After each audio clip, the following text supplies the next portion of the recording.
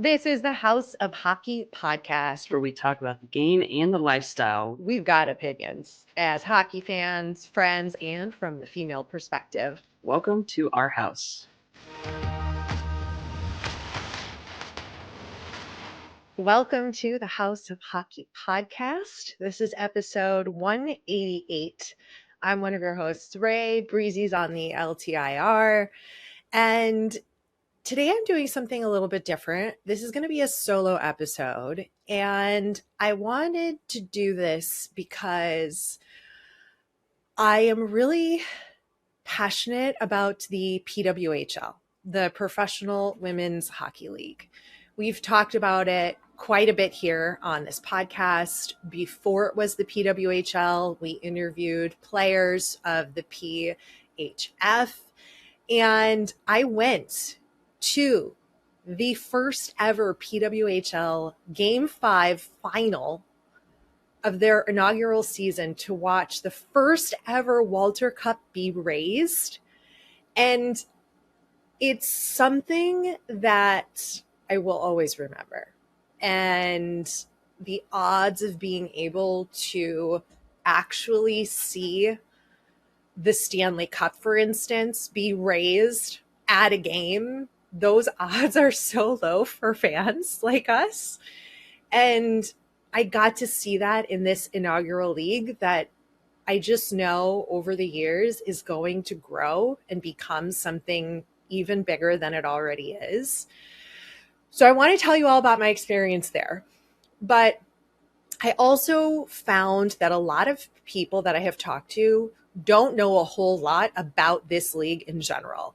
There is some information out there, of course, if you Google it, but it's kind of all over the place in different pieces. And I wanted to sort of go through some of the main points that you would want to know as a fan, like where to watch, what are the differences in play, what are the differences off the ice, how long is the season, what are the teams, how much do the women make, what about a development league, jerseys, like all of the stuff that we all have questions to.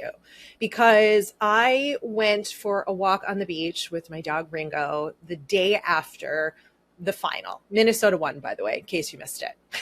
You probably didn't miss it because it was all over my Instagram feed. It should have been all over yours, but you might start following them now after you hear about all of the things that I want to tell you about.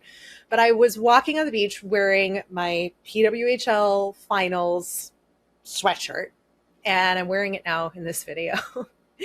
And a gentleman stopped me and was like, "Hey, is that the PWHL?"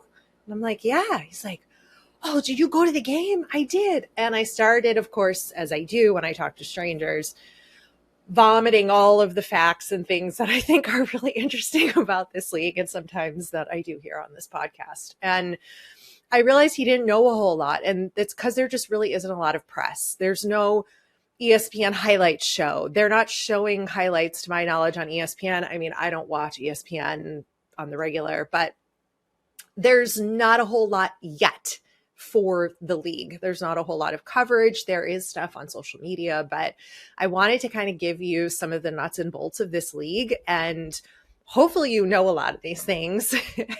And if you don't, I hope that this will help you learn more about it and be more excited for the next season. Let's start with the league's name, the Professional Women's Hockey League. That's the PWHL. It's composed of the now defunct PWHPA and the PHF. A lot of acronyms. If you want to look it up and learn more about those, you can. But those leagues really helped pave the way to get us to where we are now. And the PWHPA partners are the Mark Walter Group and Billie Jean King Enterprises. Those three groups actually acquired the PHF and ended sort of the rift that was going on between those two leagues, because the PWHPA really wanted to have like livable wages and a lot of different things in their collective bargaining agreement with the players union to really be something that was substantial and could become successful and could also support the women in more of a full-time capacity, as opposed to it being a part-time job, which it was for many of the women who played in the PHF. What they were able to do in January of 2024, that's when the first ever season of the PWHL started. They basically put this league together in about 6 months, from draft, players, cities, barns, uniforms, like the whole thing. They played a 24-game season this year with six inaugural teams: Boston, Minneapolis, St. Paul, which is basically Team Minnesota, Montreal, New York, Ottawa, and Toronto. So 3 teams in the US, 3 in Canada. And they literally didn't have buildings to play in, equipment, just like the works. They started from scratch building this new league in such a short amount of time. And they really did do a pretty phenomenal job when you think about it. I know people, including myself, were super critical of it in the beginning, because for me, it was super important that we get it right, and get it right from the beginning to hook the fans like me and get us invested. And if certain things aren't in place for fans, it's really hard to want to spend our hard-earned money on this. It's not that we don't support the women, because we do. I just really wanted it to be amazing. And it really has been amazing. I went to a game during the regular season as well in Boston. They played New York, and I was thoroughly impressed. It was as high level of professional hockey from a fan's perspective that you would expect in like a minor league or even the NHL. Obviously, they don't have the money that the NHL has to be able to do all of the bells and whistles and things that we love. And the arenas are much smaller, but they really did a phenomenal job putting this together for the women, for us fans. And there are some differences, and I want to be really clear about this. Women's hockey is different than men's hockey, and that's not a bad thing. Okay? There is a slight difference in play, but the excitement of watching professional hockey is the core of what brings me joy going to these games, whether it's the ECHL, the AHL, or the NHL. So it exists as well in the PWHL, the excitement and love of the game.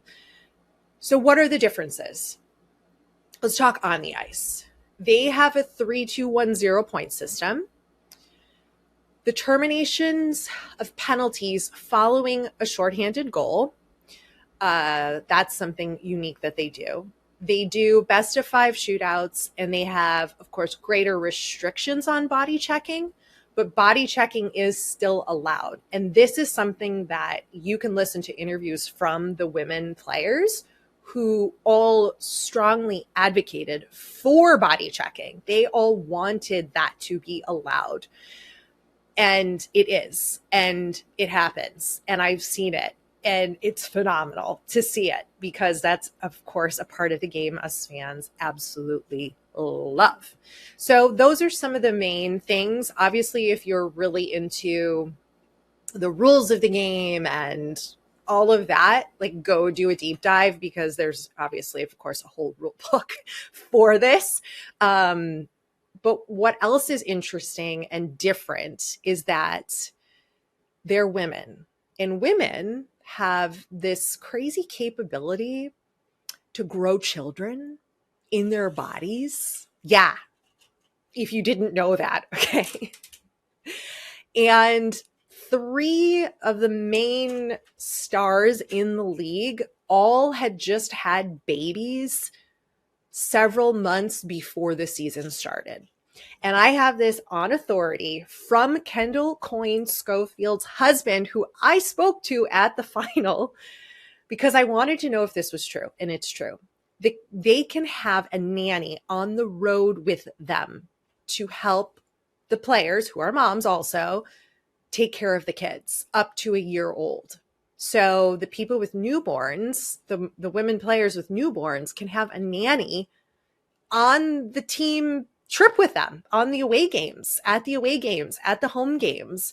And this was actually something that the league decided to do, not even the players. The league was like, we have to do this for Kendall Coyne Schofield and Spooner. Like, we need to be able to, like, how are you going to ask them to go on the road without their newborn child who needs their mother in a lot of different ways, both physically, of course, and then emotionally?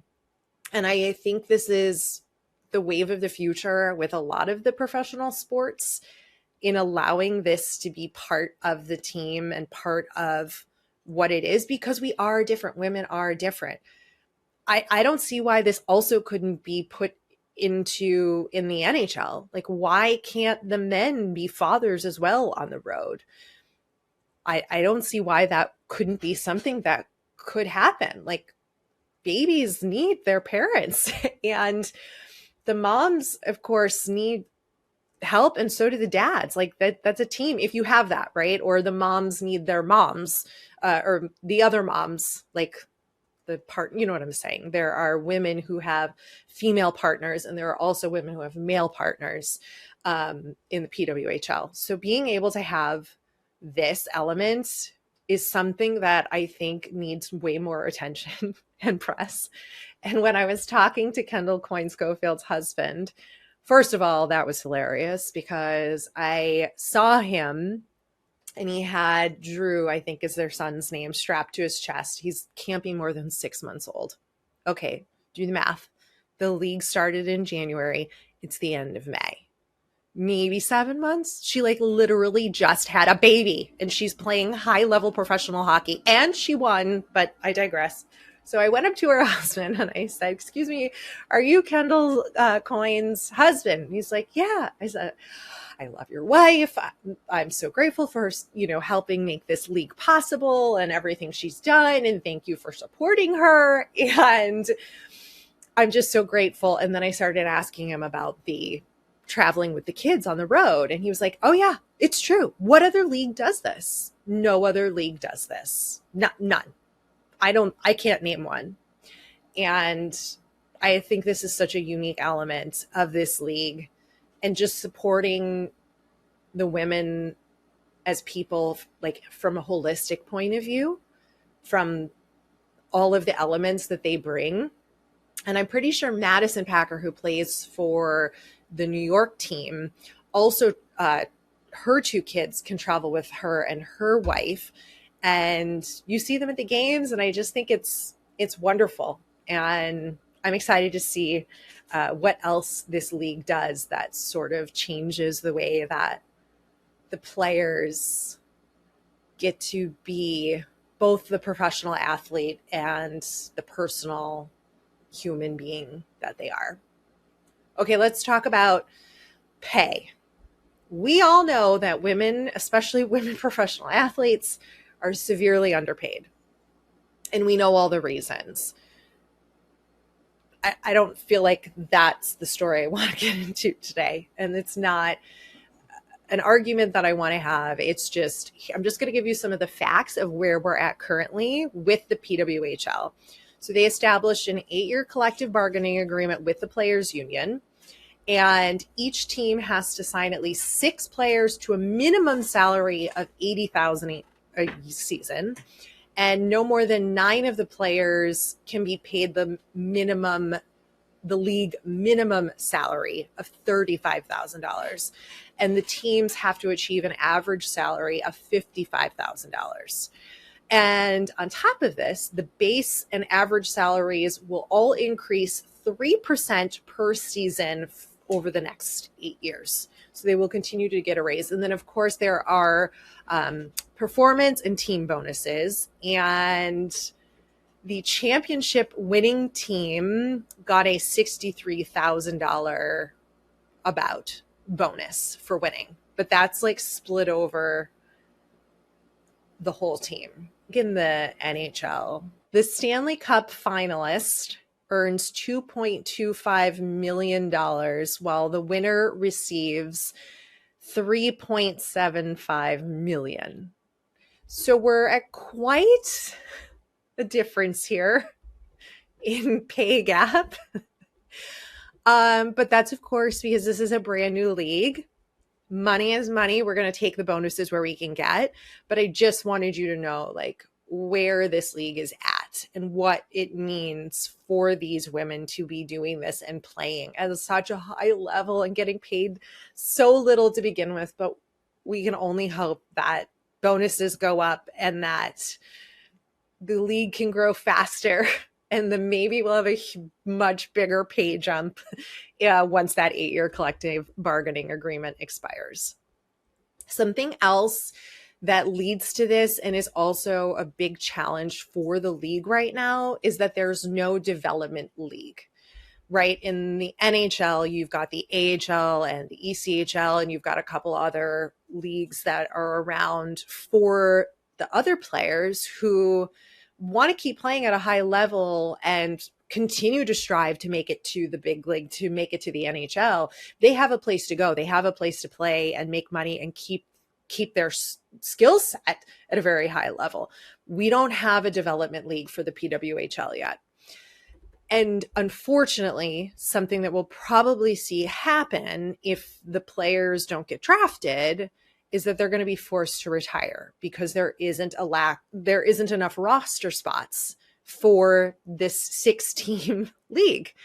And you can't expand too quickly if you don't have the structure in place for the league. You can't just put 30 teams out there and hope that it works. That's not how it works. And I know that that is something that the PWHL is working really hard to try to figure out and even get some short-term solutions in place for the women. 167 eligible players officially declared for the draft for this coming year. This is record-breaking numbers, huge, and not all of them are going to have a place to play at a high level. And the only other option is to play in a recreational league. And I'm sure there aren't a whole lot of women's only recreational leagues. Not that they aren't used to already playing with the men, because most of them are, but it's a different game, of course, like I've already highlighted. So that's something that the league is working on to do. Okay, we have to talk about the jerseys. Not New Jersey, the jerseys the women are wearing. And because the league was started so quickly and they had such little time, they had filed trademarks for a bunch of names for all the teams. But I think due to a lot of fan criticism, they weren't super happy with some of the names that were chosen. And they went back to the drawing board and decided to launch the season without team names or team nicknames. And the jerseys they did debut got a lot of criticism because they're really plain. They're all the same. They have just the name of the state or the city across the front in a diagonal, and they have some different colorways. And I was super critical. I was like, this is ridiculous. We need a team name. It's your identity. It's what you cheer for. It's what the merch you want to buy. You need to have an identity to this team to be able to want to cheer for them. And I'm going to eat my words, though, because I got to tell you, the jerseys don't bother me anymore. After the season has gone through, it doesn't bother me. And knowing that we are actually getting team names and logos in August of 2024, and all of the jerseys are going to be designed by Bauer, gives me a little hope too. And that's also something really exciting. So mark your calendars, August 2024. Be ready for names and logos to be announced for the PWHL. But I think the biggest issue I had with the announcement of the jerseys initially was there really wasn't a whole lot of media and clarity on social media that these were temporary. Like, it was just like, these are the jerseys and these are the teams. And it was like, oh, forever? This is it? How long do we have this? This is what we've got? This is all we could come up with? And now that I think about it in hindsight, I'm going to be Miss Hindsight right now. I get it.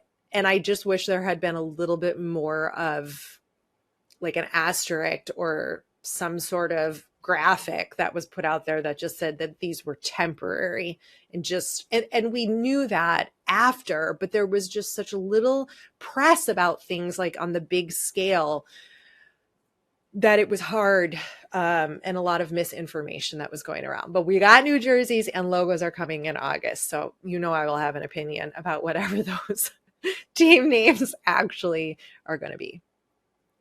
In-game experience.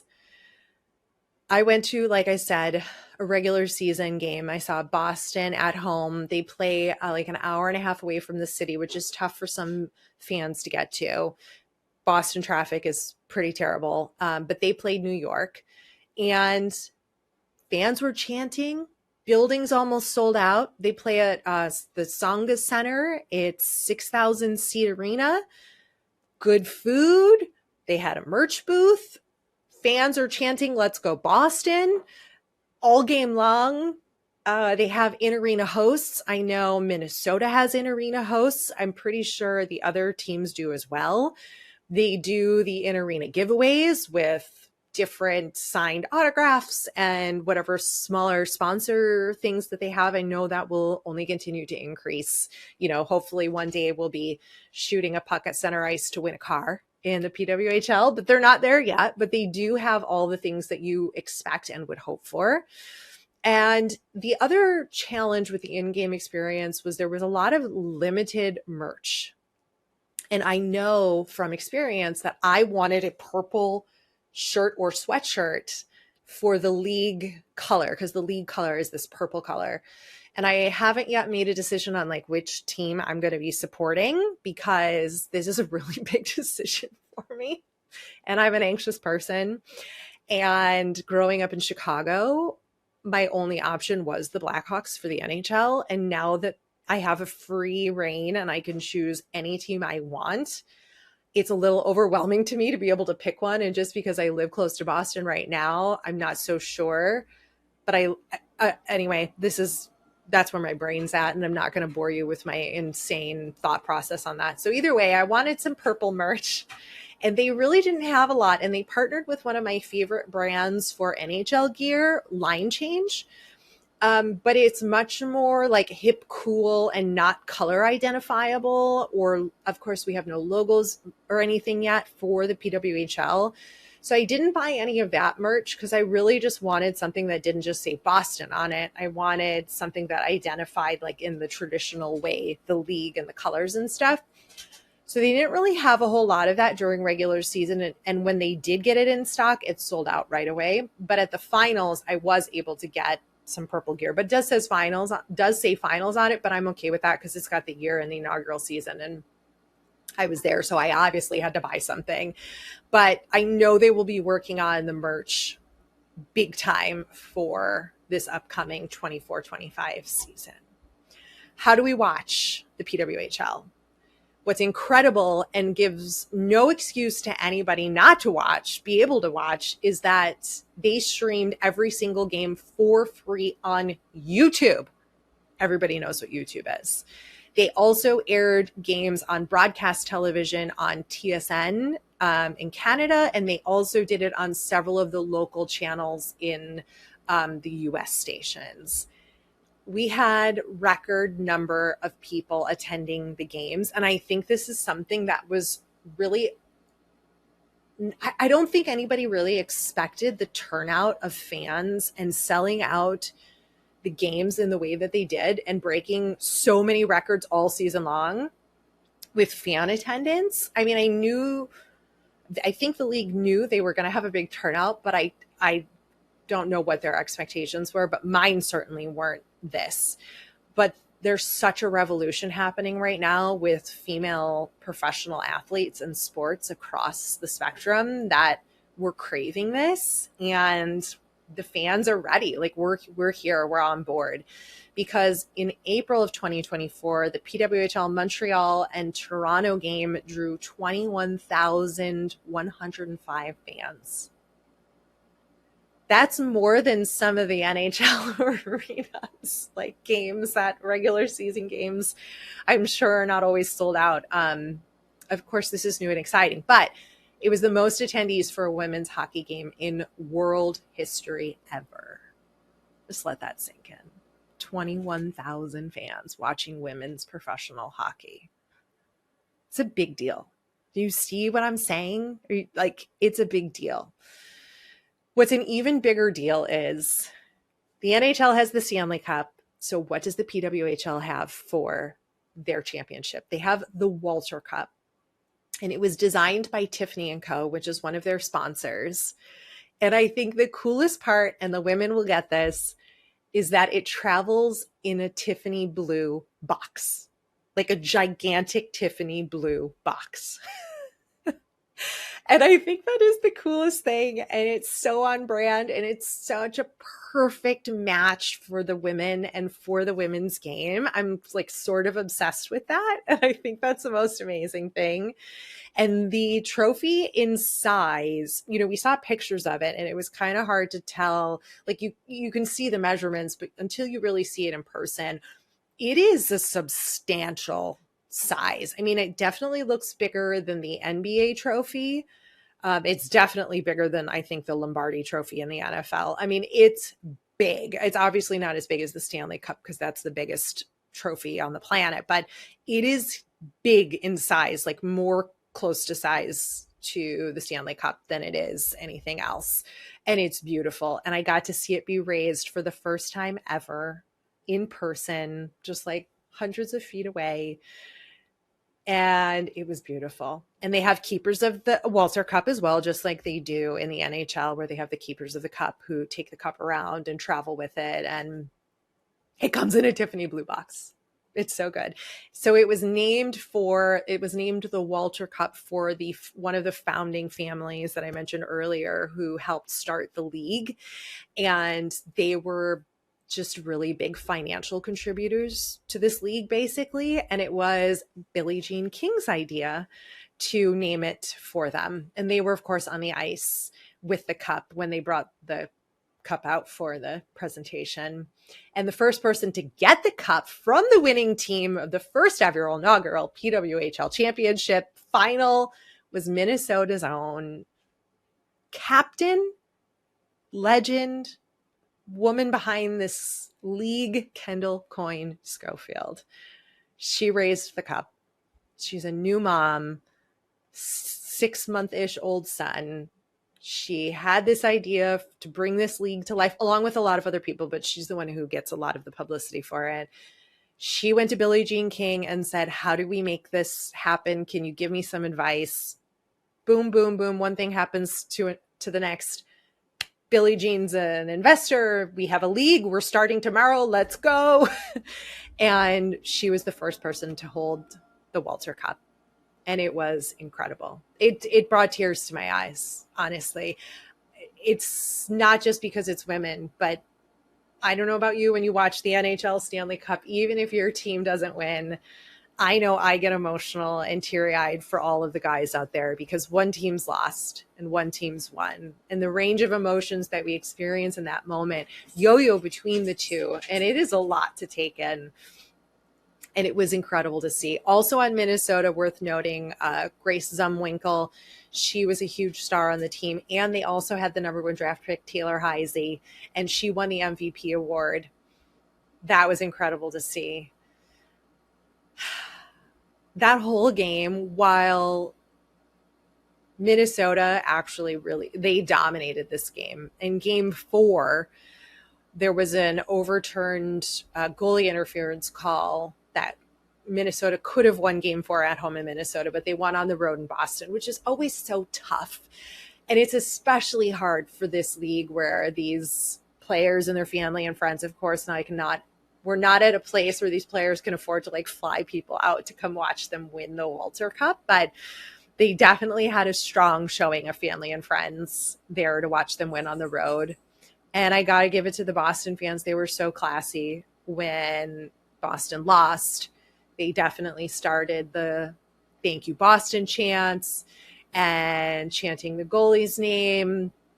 And it was just unreal to be sitting in the stands and sitting in the lower bowl to watch the first ever Walter Cup be raised.